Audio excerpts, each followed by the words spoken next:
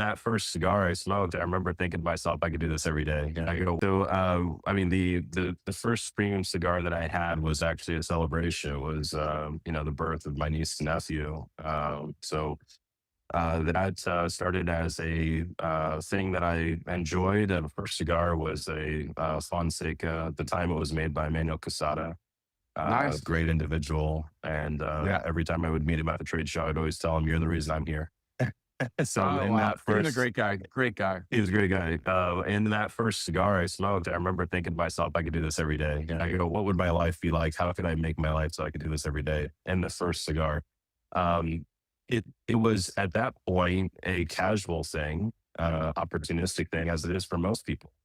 And then it became kind of a monthly thing. And after I found the community, I came into cigars, it's been about 20 years now, which is shocking to think about. Hmm. But that was about the time that you had, tons of smoking ordinance going on. And it really started to craft what we have today, where we have lounge culture and the modern consumer culture in the United States was kind of born out of that same period.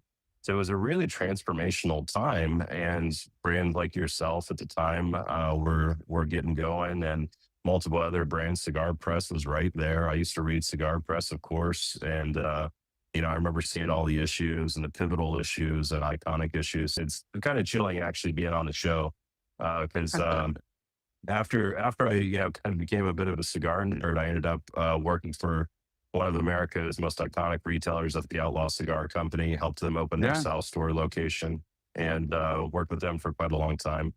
Learned a lot from their staff, Yeah. including the likes of Kevin Baxter, who went Hmm. on to blend and work on some really incredibly well-renowned cigars. We always kind of called him the palette hitman or the ghost blender Hmm. because there's Hmm. a lot of brands that wanted to work with Kevin, but and that's kind of became a bit of the ethos of the factory that we built here.